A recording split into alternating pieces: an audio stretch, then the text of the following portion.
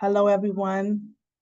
Thank you for joining us this evening, and special thanks to Fair Chance for Housing Act Coalition members, Human Rights Law Working Group for organizing this event, and all advocates and supporters standing with us.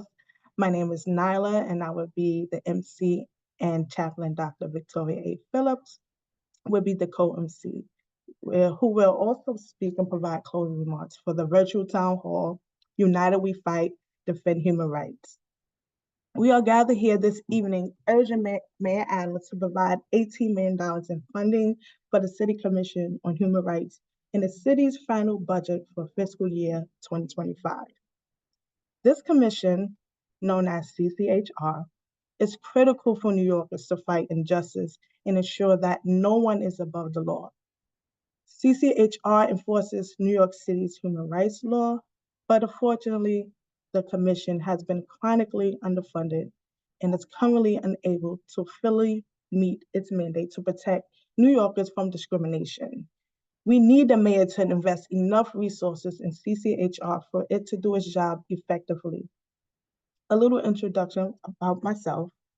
I am a leader organizer with Neighbors Together, where we are committed to fighting poverty and hunger while organizing community members, fighting to end poverty and hunger while organizing community members, fighting to end homelessness and source of income discrimination.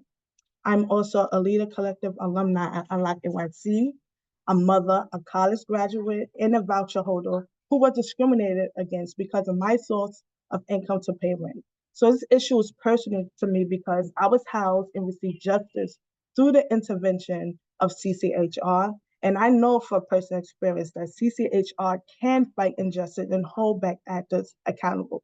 They just need the mayor to step up and to provide enough funding to do so.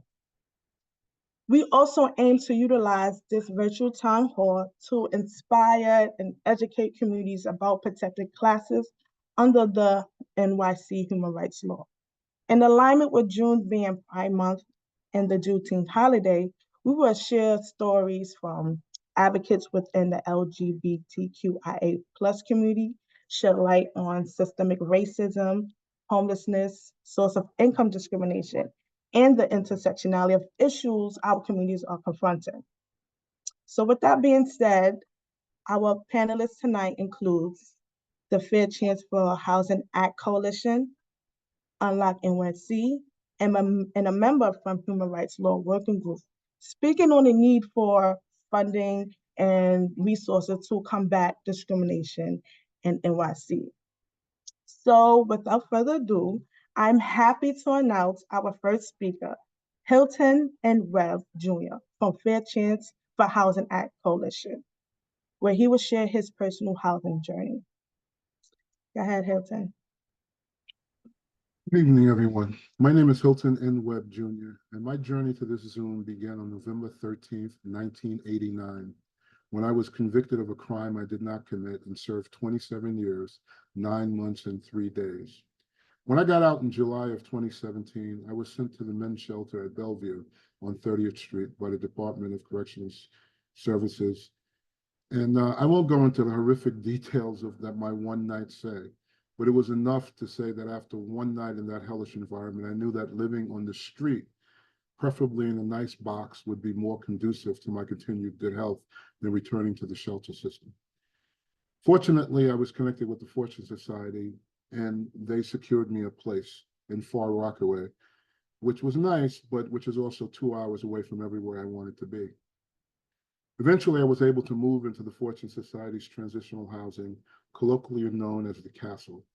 While I was there, I took advantage of everything available and decided that getting a certified recovery peer advocate certificate from Oasis was not enough for me. I realized that I needed to go back to school. So I went to Lehman College and earned a Master in Social Work in 2021. And today, I'm a licensed Master of Social Work, a KSAT-T, and a SERPA, along with being a taxpayer. I say all of that to say this. None of this would have been possible if I were living unhoused in the street or in a shelter. I would not have been able to finish my degree in our collective age of COVID because the 30th Street shelter, nor any other shelter in New York, has Wi-Fi for its residents. In my case, I never had a problem obtaining the money to pay for rent or moving expenses because I had the family I've chosen who loved me and were both willing and able to assist me in becoming stable. Nevertheless, roadblocks were erected in every building I went to, whether private, large apartment buildings, single family, and two-family homes. Whatever the configuration, I had a problem because I had decided to live a life rooted in integrity. I was always genuine with the landlords or the supers and told them that I had a conviction history because I didn't want to move into someplace, get comfortable, have them discover later my reality, and then want me to toss me out. I've learned over the years that being honest in the beginning is far better than trying to explain the situation later. After almost 6 years of looking for an apartment, I finally found one last October. And the only reason I was able to move in is because whatever company they chose to use to do a background check only went back 5 years, and my record came back clean. I've been incredibly lucky, but I've also worked extremely hard to get where I am today. However, I should not have had to be lucky. I'm saying to you today that my future should not have been left to happenstance. I busted my butt during COVID and earned my degree. I'm making high 5 figures a year in salary with benefits. I have a credit rating of 751, and yet I've been turned down dozens of times and paid several $100s in background checks simply because of my conviction history. My own self-interest was why I worked so arduously to pass the Fair Chance for Housing bill. I am here advocating for the next steps. Which is the fully funding of the New York City's Human Rights Commission to a level where they can enforce the laws. Many of us worked for many years making this city the progressive city it really claims to be. In the words of Desmond Tutu, if you are neutral in situations of injustice, you have chosen the side of the oppressor.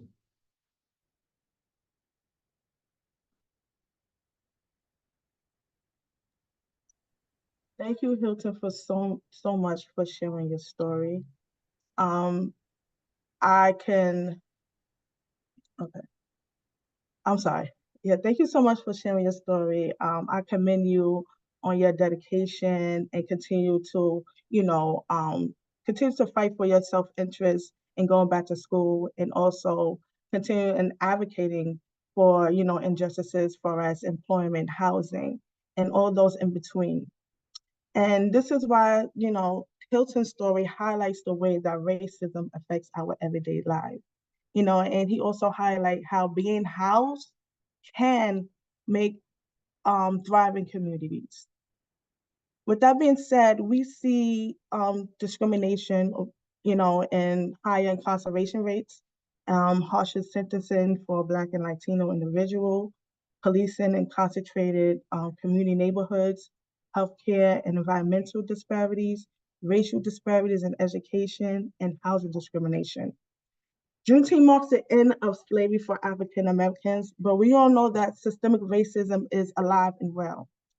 In the 1960s, activism from the Black Panthers and the Young Lord created change in their communities and served the people by providing free lunch, WIC, and other program and services for our everyday basic needs.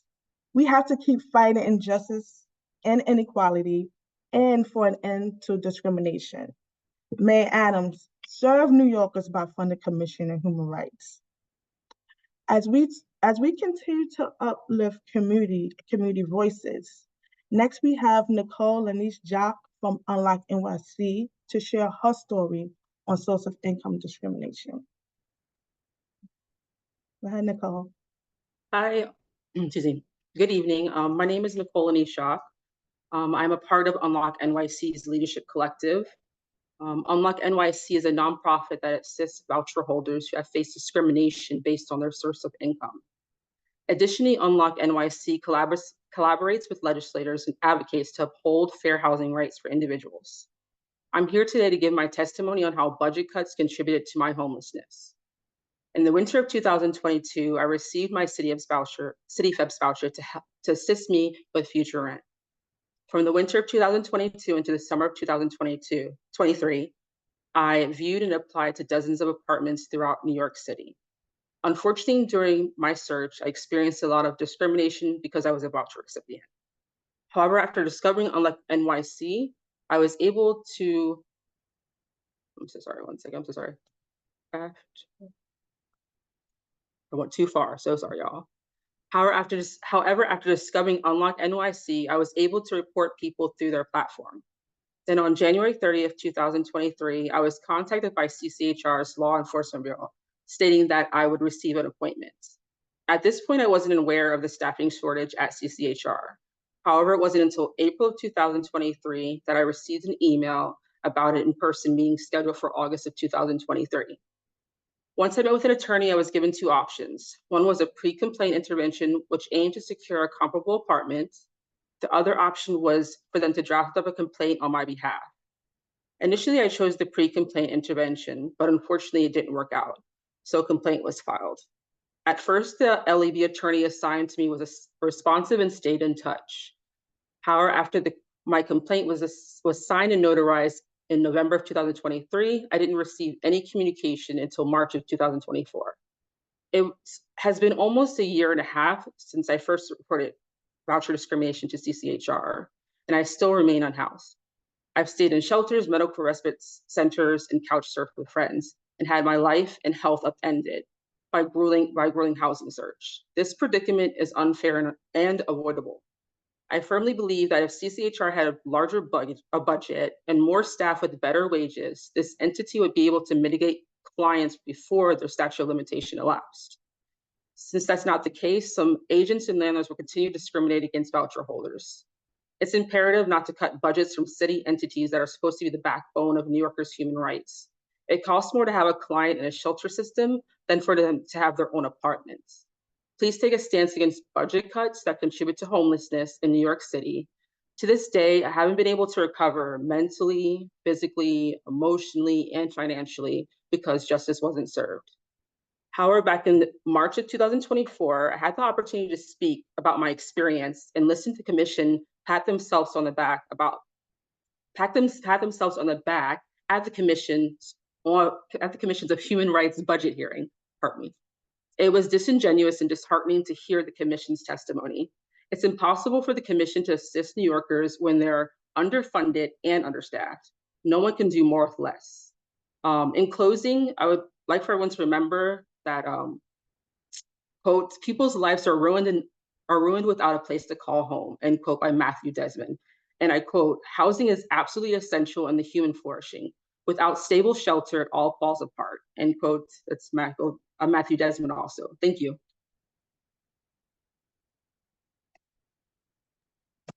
Thank you so much, Nicole, for sharing your story. I can also attest my experience of reporting source of income discrimination. I'm pretty sure every voucher holder who's looking for a housing have submitted numerous reports. And again, it falls through. Also for those who heard LEB, LEB is the Law Enforcement Bureau at CCHR, and that bureau is the litigation bureau where they, litigate and enforce source of income discrimination. And that's how most people, get housed with source of income discrimination, by reporting and recording it and having the hard court evidence. And we all know that source of income discrimination, prolong homelessness, even with a voucher. So thank you so much, Nicole, for sharing your story and highlighting that, and how, the importance of funding and budget cuts, really shapes the way how well the commission can basically follow their mandates and program initiatives. Thank you so much. Next, we have remarks from my co-MC, Chaplain Dr. Victoria A. Phillips, who is an avid advocate and organizer in this movement for fighting justice in NYC. Okay. Peace and blessings, everyone. Peace and blessings. Okay, so y'all can hear me good? Okay, so thank you, everyone. I just want to jump in right now and speak a little from my own personal experience, work experience over the last almost 30 years. I'm gonna be blessed with my age. Okay, so part of my professional experience behind correctional walls has been working in nursing, cognitive behavioral therapy, and chaplaincy, and some monitoring for those with serious mental illness.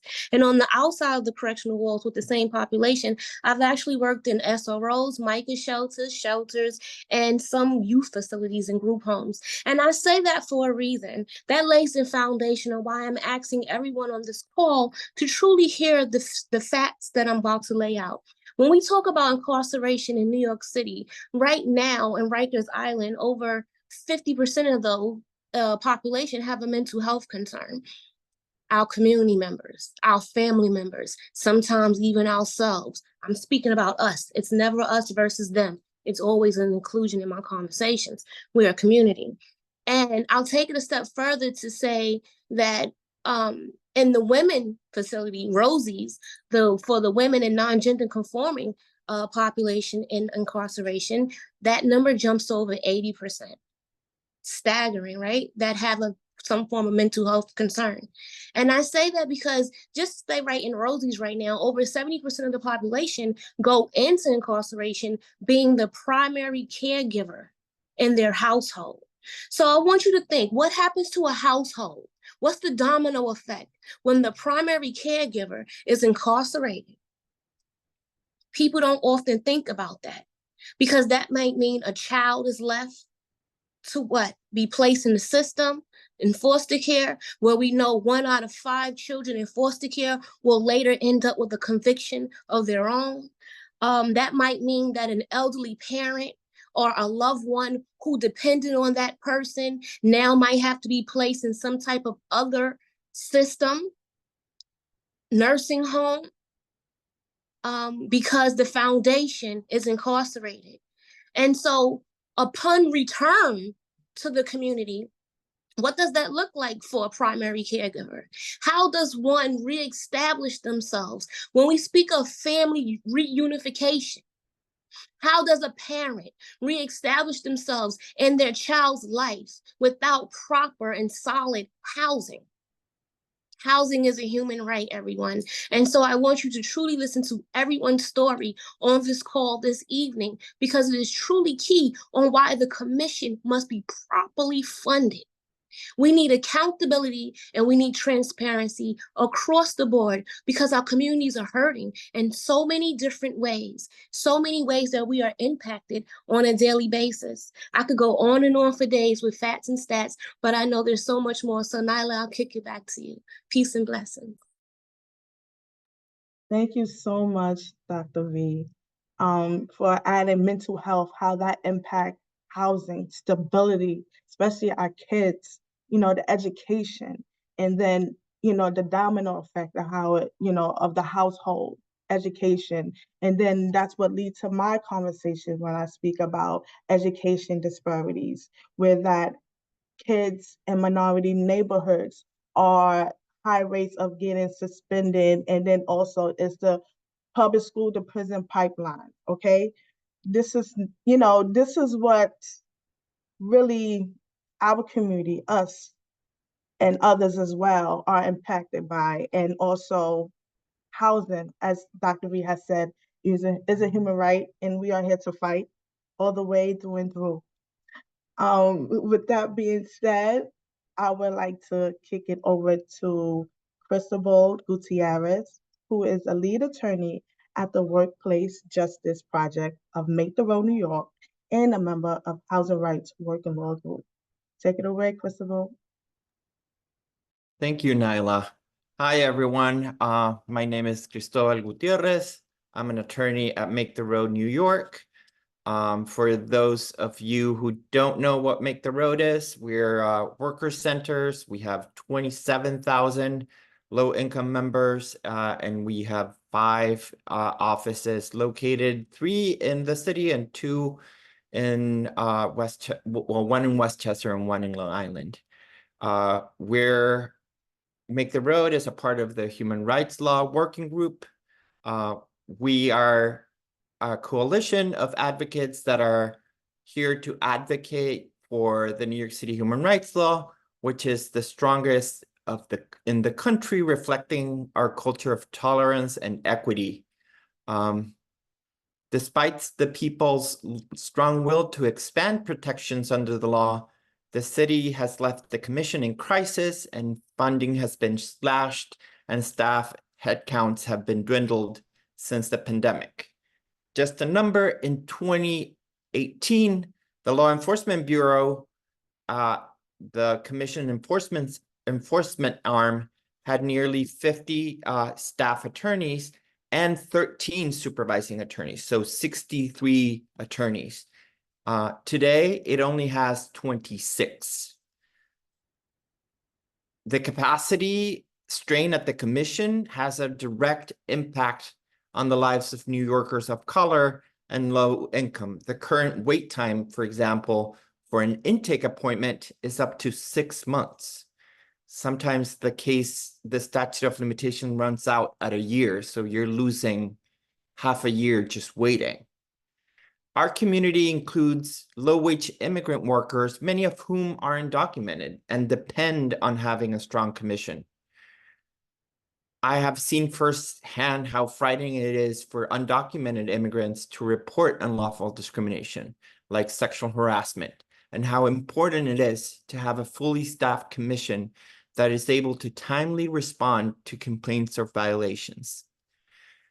I don't have to tell you, but immigrant workers who stand up against dangerous and illegal conduct by their employers, such as sexual harassment, can suffer a lot of retaliation, and they're fearful that they might be threatened with deported. They can't be deported just for that, but they're afraid because the employers are telling them that. The vulnerability only increases if they are transgender. And I want to name 2 cases. Milagros is an immigrant trans woman from Mexico. She started working in a restaurant in Brooklyn.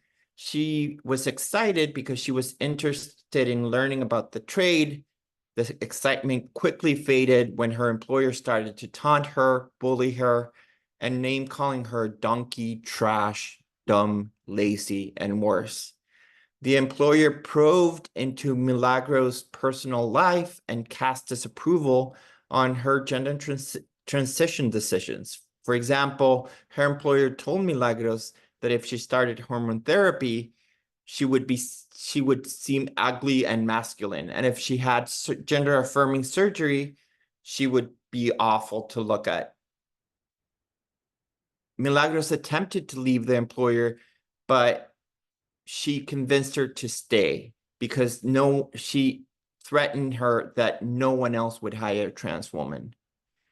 Consuelo, another immigrant woman from Mexico, was hired as a food runner at a pub, bringing food from the kitchen to the dining area and cleaning tables in between customers. Consuelo had many years of experience in food service and performed all of her duties in a satisfactory manner. The chef she worked with complimented her on learning the job quickly and told her that she was doing a good job. However, on 2 occasions while Consuelo was working, she noticed a man staring at her. Her co-workers identified the man as the owner of the pub. Each time she noticed the man staring at her, he looked up at her. He looked up and down and looked visibly uncomfortable with her appearance. As a trans woman, Consuelo recognizes this look and many other instances of anti-trans discrimination that she has experienced. Shortly after these encounters, Consuelo was abruptly fired by her manager, who told her that the restaurant no longer needed her services. Immigrants are less likely to know their rights and enforce them because of the disproportionate exploitation of undocumented workers. Often, they incorrectly believe that they're not entitled to the same protections as other New Yorkers. This is why the law is so important. New York needs a robust, effective, and well-funded commission to protect its workers, tenants, and consumers. New York City's will to protect its own citizens is more pressing now that we fear changes at the federal level that may result in less protection for the most vulnerable populations like Milagros and Consuelo. Milagros, for example, it has taken almost 2 years to have her complaint served onto the employer, and Consuelo has, in 2 years, has not gotten not even a call to be interviewed. So that's the discrimination that our clients face. So we ask you and urge the mayor to fully fund and staff the commission so that they may do their job effectively. Thank you all. Thank you so much, Christabel, on sharing your experience on representing clients who are facing discrimination and harassment in employment, immigration, public accommodation, and focus on trans experienced clients.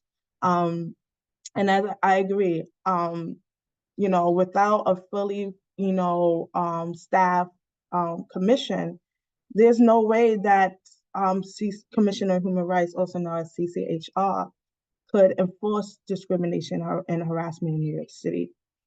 And this is why we want to commemorate Pride Month. We want to uplift prominent figures in the LGBTQIA plus community. That's Marsha P. Johnson and Sylvia Rivera, who fought for the liberation of the LGBTQIA plus community during the Stonewall and Uprising. They founded the Gay Liberation Front and Street Transvestite Action Revolution, also known as STAR, to address the community needs and provide support for homeless transgender youth. That activism laid the foundation for the LGBTQIA plus rights, emphasizing intersectionality and community support. But however, we still have work to do to end injustices. You hear, New Yorkers' story, you hear our story. So ensuring funding to stop discrimination is critical. And I would like to move on to give a huge thanks and take a moment to thank the City Council for including the City Commission of Human Rights in the fiscal year 2025 preliminary budget. Your support and advocacy for New Yorkers is very much appreciated. Thank you for your commitment to human rights in this city. And ladies and gentlemen, please welcome Council Member Ose, where he will share his remarks. Thank you. Thank you so much. Well, I am so inspired by everyone on this call who is sharing their support for CCHR, but also, the great work that they are doing and combating this housing crisis that we're dealing with in New York City, and ensuring that all of our neighbors can live in safe housing, or at least stay in their homes. I want to shout out to all of the advocates and coalition folks who are fighting for CCHR funding, Neighbors Together, Community versus Herd, Unlock NYC, the Fortune Society, and I, of course, have to shout out my colleague in the City Council, Councilmember Natasha Williams, for her staunch advocacy for this funding. It's so crazy thinking about how big the city budget is compared to how much money we are all advocating for on this call, right? I know no one needs a reminder, but I always like to bring this up, but there's over $110 billion budget here in New York City, which is a bigger budget than 47 states in this country, right? That's a lot of money. It's a bigger budget than several countries, many countries in this world. And the work that CCHR has been able to do with a minuscule amount of that funding and keeping old New Yorkers safe, but in my purview, my constituents safe throughout this housing crisis is so necessary. You have a staunch advocate and an ally in me in the City Council. I know that Councilmember Williams is certainly on the same page, and many of my other colleagues within the Progressive Caucus. Not sure if anyone knows what I speak about every single day in terms of what I want to get done in the city council, but it's all about housing. I represent Bed-Stuy and Crown Heights, and in my community, we saw the largest displacement of Black people than any other community in New York City, right? And of course, that has to do with deed theft, and of course, that has to do with some people moving out of our community, but it also does have to do with a lot of evictions, a lot of people getting priced out, a lot of people getting harassed by their landlords. And the people that have been at the forefront of keeping many of my neighbors safe are those at CCHR and all of you that are on this call advocating for their funding so that they can expand their work. So I really do want to applaud all of you, to give you all of the flowers that you deserve, and to also say that, you know, we need to be pushing for baselining. I hate how we have to do this every single year of asking for more funding, you know, when we really should be asking for more funding and baselining this funding as well. So we don't have to deal with future mayors who maybe don't really care about keeping people in their homes. But I'll stop there. You know, I won't you know, say too much, but you do have an ally here and me.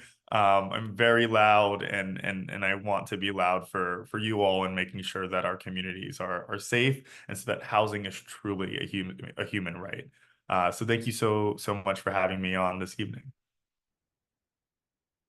Thank you so much, Councilman Osei, and your solidarity, and also having community voices and using our problems as solution for policy change.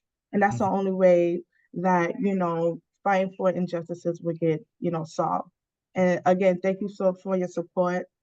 And again, I'm honored to be working beside you Oh also. my God, please. I'm honored to be working besides you.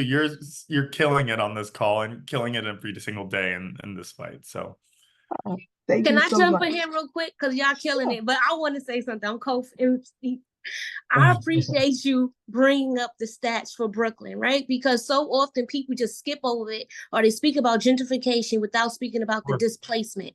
And I appreciate you raising that because even on this call, when we talk about staffing the human rights commission, we also have to talk about that fair chance for housing. And Brooklyn and the Bronx make up the most, bring in the most people in New York City Department of Corrections that feeds the state prison pipeline. And again, when we talk about reentry, that's just the beginning piece of it. So I'm happy for you even highlighting how the community breakdown and is displaced and is priced out, because that's where it truly begins. And I really loved what you said, Doctor, about, you know, just how housing is not just housing, right? When we think of the myriad of problems and issues that our city is facing and our people, our neighbors are facing, you know, housing is public safety, it's healthcare, right? Housing is education. It's every single you know, institution that impacts our communities. You know, truly relates to securing safe housing for people. And we see that communities of color always get the short end of the stick. And then when communities like Bed-Stuy are now, you know, beautiful, admirable places to live in, even though the people who've lived here have always, you know, loved living here, you know, now they get pushed out, and we see the communities change. So again, truly appreciate you all hosting this rally this evening. And again, like, always feel free to reach out to me and my office about how we can support. I know that we have we're in talks about putting together a video on getting the word out about how important this funding is, right? So many people, like all of us on this call, know about the great work that CCHR and many of you do, I hope. But there's so many people in the public, right? You know, in New York City who are not aware of this small, you know,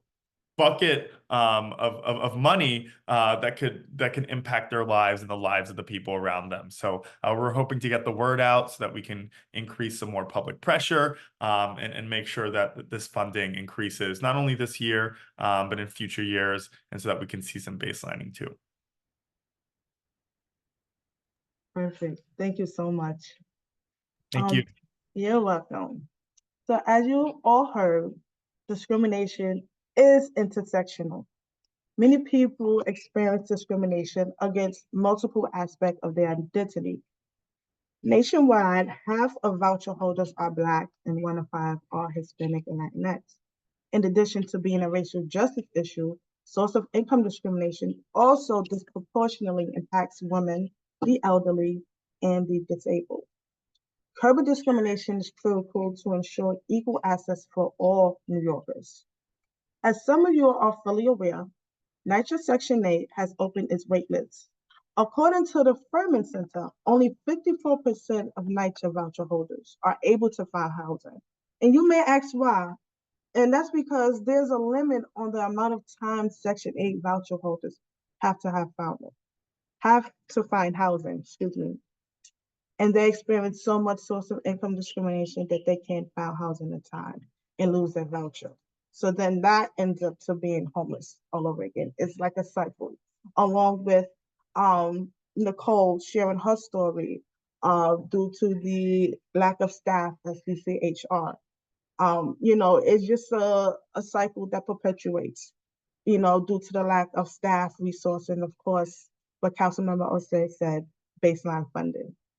So this is why we are calling on the Adams administration to tackle the insidious nature of discrimination by investing money into the city's main enforcement body, and that's CCHR. With the New York City's unprecedented homelessness crisis, new arrivals to the city, an increase in protected classes, and a new Fair Chance for Housing Act taking effect in January 2025, meaningful investment in this Commission on Human Rights is more critical than ever. So with that being said, I will send back over to my co-MC, Dr. Victoria A. Phillips, where she will share what you can do to end discrimination at NYC. And then we will go to a short Q&A before we close. Take it over, Dr. V. Thanks, Nyla. Thank you so much. Zoe, can we throw up the slide? Okay, so everyone, I want to thank you all for joining us, and we will be getting to the Q&A shortly. But right now, I just want to tell you how excited I am that you are here with us in this time, right? Because time is of the essence. And right now, our country, our state, our city is shifting. People are tired. The people have spoken. That is even how we got Fair Chance for Housing bill passed. The people demanded that their elected officials step up for us and make stuff happen.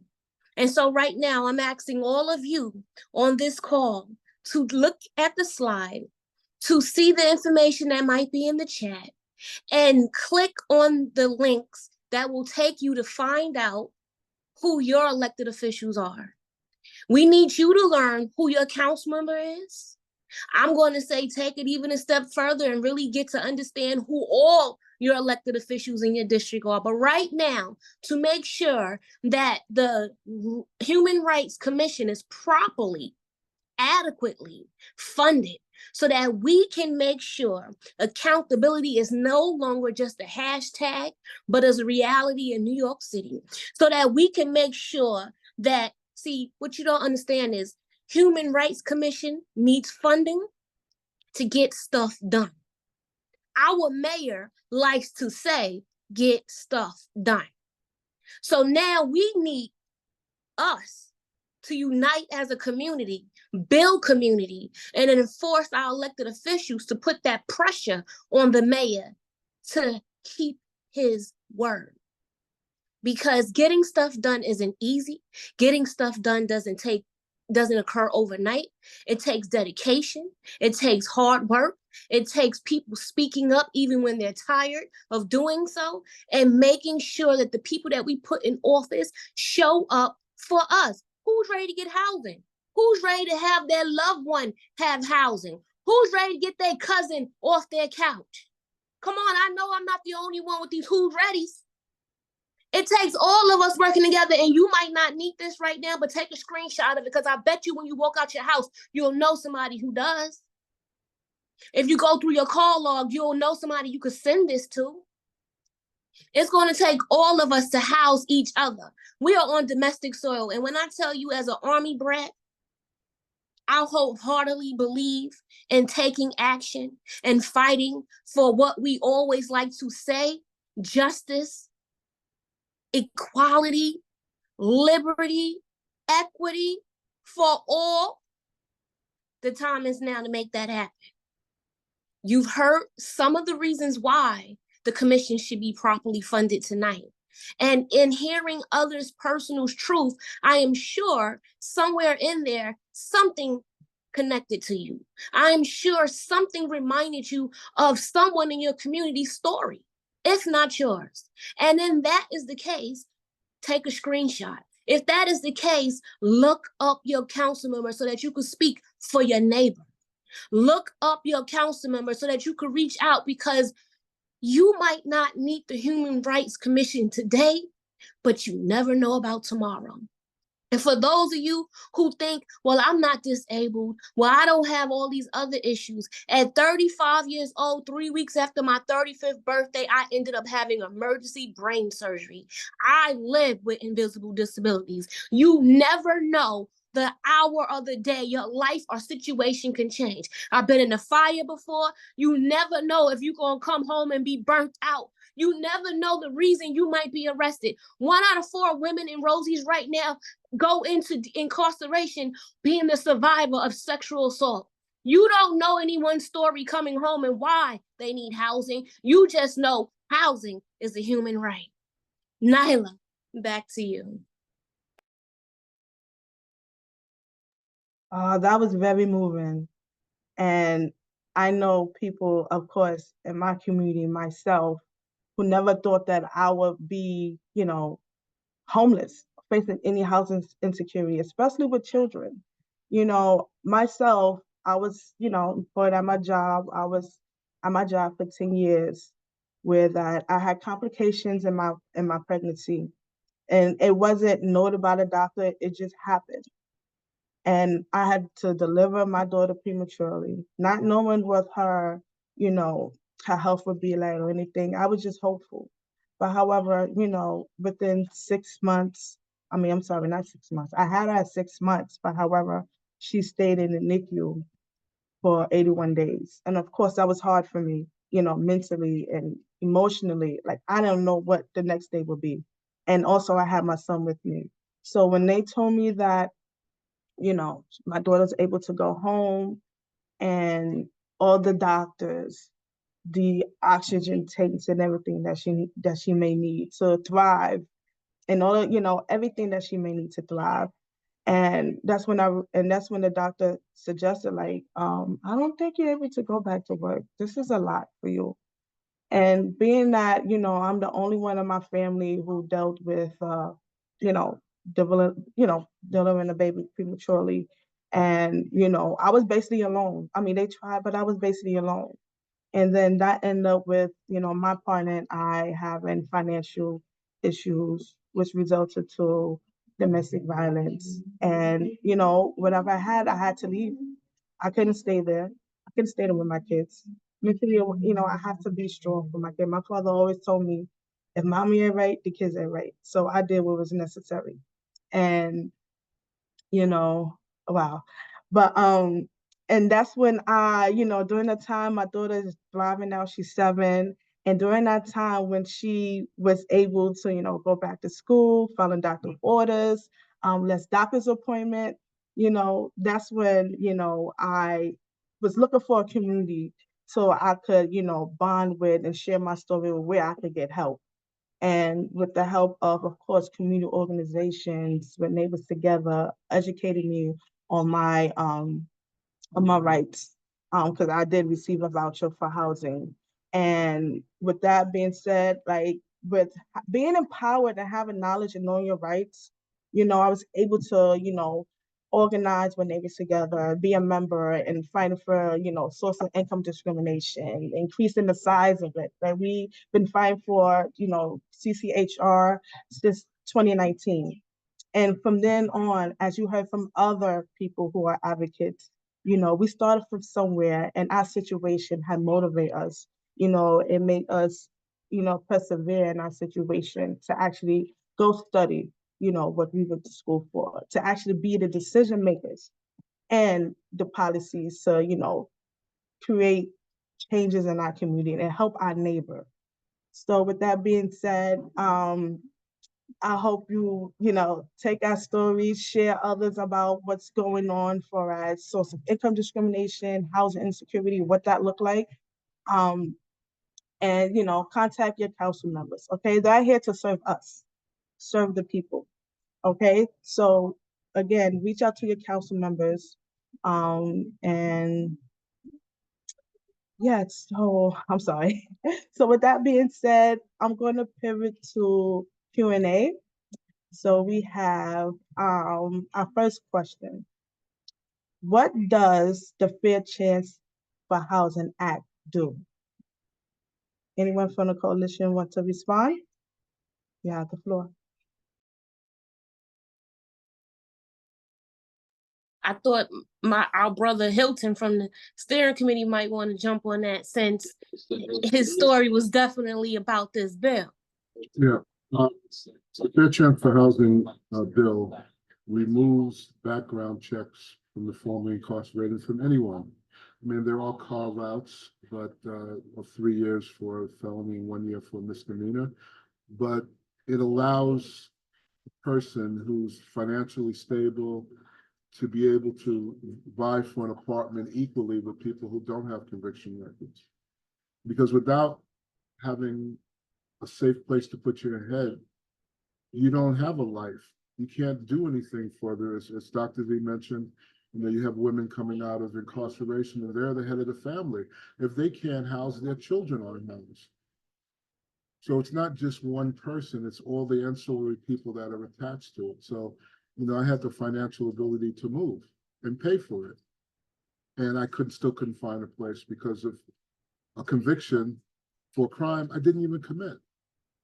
So I didn't do the crime, I did the time, and then I'm still being punished years after I finished my sentence. It's absurd.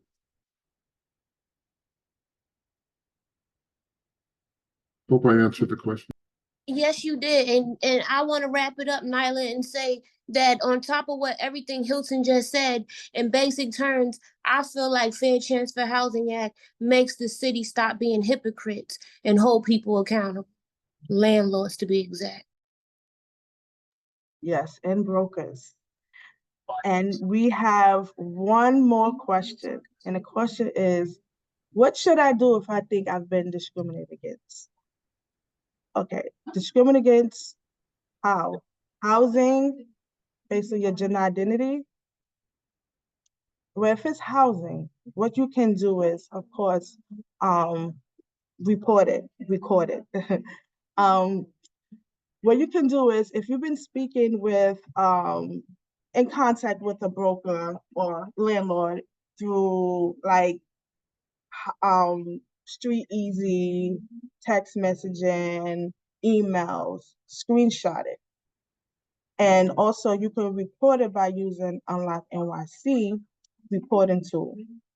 And that reporting tool, the link is in the chat. So you can just take a look at the website, and what you will see is that you're able to record the conversation while you using the website. Oh, thank you. Okay, sorry about that, guys.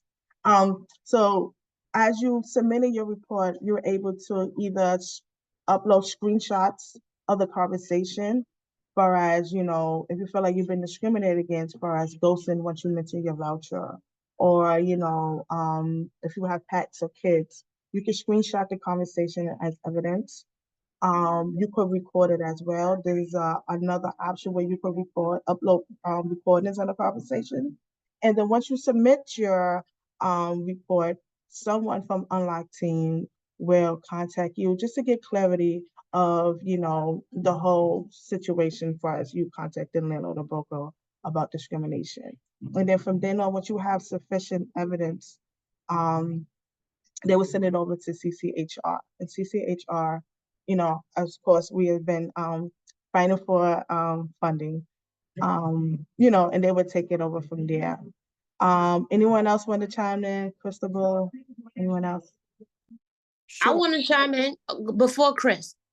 Christopher, I want to say one thing. For those with disabilities, don't fear having to document or anything if you are having issues with agencies. Don't overwhelm yourself. Take your phone. Sometimes, depending on your phone, you might have notes. Use the verbal thing on your phone to actually speak. Sometimes my brain so exhausted cognitively, I have to take verbal notes, right? Utilize the tools that you might not even think about that could better assist you, so that it takes a level away from your anxiety. It takes a level away from your stress, because documenting stuff can become overwhelming at times. And so I just want to list that for those of us who have disabilities and still try to advocate for ourselves. Sorry. You don't have to apologize for anything, Dr. V. You're like the best resource here, I think. If you've suffered employment or public accommodation discrimination, and public accommodations include being discriminated against by an agency, by a city agency or a state agency in New York City, you should call 311 and file a report with the commission. Now, we just told you that an interview will take 6 months, so that's a lot. If you feel like you have to do it right now, and you should reach out to one of the advocates from the working group, the New York City Human Rights Law Working Group. That is like legal aid, legal services, or Make the Road, whatever you feel more comfortable with. Thank you so much. We have another question, and it's, when probable cause is found, does the commission still do the public hearings like the letter they send you states? Is that the question for Sterling? I'm not sure who it's from. When there Sterling, is there. probable Yeah, cause. that's let's say as a former colleague from Unlock NYC. I'm actually going to reach out to an attorney that's helping me with a case dealing with discrimination, that he is working with me, but also reaching out to the commission. And we're at that point of where we're, I guess, asking for probable cause, but seeing if they're going to respond. It seems like they're they have a lot on their plate, or for dealing with like the funding and the lack of people there. So I can contact the attorney that helps me, because he's very responsive, and I'll reach out to Sterling because I have Sterling's information to see if he can assist him, because Sterling's been waiting longer than I have. So did you have something to say, Dr. B? Okay, I'm sorry, I thought you said. So yeah, I will double check for him and see what the next steps are for him. Christopher, you have any response? Yeah, when the commission finds probable cause, they have two options. They either they usually try to mediate the issue, or they go to oath, which is the administrative hearing, and they do like a sort of administrative trial. Unfortunately, the commission is not taking a lot of cases to oath because they're lacking staff, right? So we go again here to the understaffed and underfunded, how understaffed and underfunded the commission is. Can I ask a question to Cristobal? Is that okay? Can you hear me? Oh, sorry. Okay. Sure. So if I know the commission's understaffed, would you be able to bring a case to court if you have an attorney instead of having to go through the commission? Yeah, you can within a year, the same amount of time. The only thing though is that, discrimination cases are very hard to prove, because discrimination is hard to prove, as you've witnessed, right? Right. But if my attorney says, can you find probable cause? I think I'm assuming there might be probable cause he found. I can't really speak directly. Do you think if the commission can't handle it, I can take it to court? time, attorney? I don't know your case. It depends on many things, but yes, probably yes. Okay, thank you. I want to jump in here before we have another question. I don't know if we have another question, but I just want to encourage everybody. All the steps that you're hearing are correct. You want to document stuff, but sometimes you hear 6 months and it's exhausting just in the time, right? And so I want to remind everybody, I am so about following protocol, especially when you want to hold people accountable, because they will always look for that I you didn't dot or that T you did not cross as their loophole. But I say that because you also have to hold yourselves and the community accountable. We cannot just always demand around certain issues at the jump or election moments our demands that we need every day in the community. And so that means if you are being discriminated against, show up at your community board meeting. If you are being discriminated against, show up at the city council hearing that is aligned with your issue. Show up for yourself and others. And if you have to work, everybody in your community don't have to work on the same date that the hearing is going on. And now because of COVID, hearings have virtual access to it. So there is no more room for us as the people to fall short and not do our part. At the same time, still follow the protocol, still put your paperwork in, still reach out. And if you're going through certain things, reach out and get mental health services and treatment if you need it. There's no shame in that. There's only harm if you ignore the signs of yourself, your spirit, your body, and your soul needing help. But do the part and don't deny yourself your rights at all. Show up for yourself. And click that link and email that council member.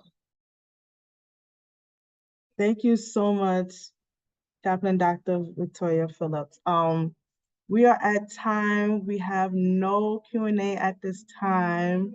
Thank you everyone for being with us tonight. You could have been anywhere in the world, but you're here with us. And I appreciate that. That's what Jay-Z said. But truly, I hope this webinar was insightful. You learned a lot of what's going on with people in communities. You probably hear about it in the news, but just don't know what's going on and how people. So I'm happy. I'm part of the movement to change the narrative of what homelessness look like. It could be anyone, just like what Dr. V said. And again, your elected officials, the council members are here to serve us. I mean, they cannot, solve the issue if you're not telling them what's going on. They have constituent services where they could help you. So again, thank you everyone. I hope it increased everyone's public awareness of what source of income discrimination is, different protected classes, and how housing is a fundamental human right. And we will always continue to fight when we see any issues, and and we will continue to fight for budget and policy change. So with that being said, thank you everyone and have a wonderful night. Bye. Good night, everyone. Peace and Bye. blessings, everyone. You too. Remember, we want to fund Thank the you. Human Rights Commission to the fullest, y'all. Tell your Right. council members, fund that commission. Thanks. Yes. Preach. Bye, y'all. Peace and blessings, everybody.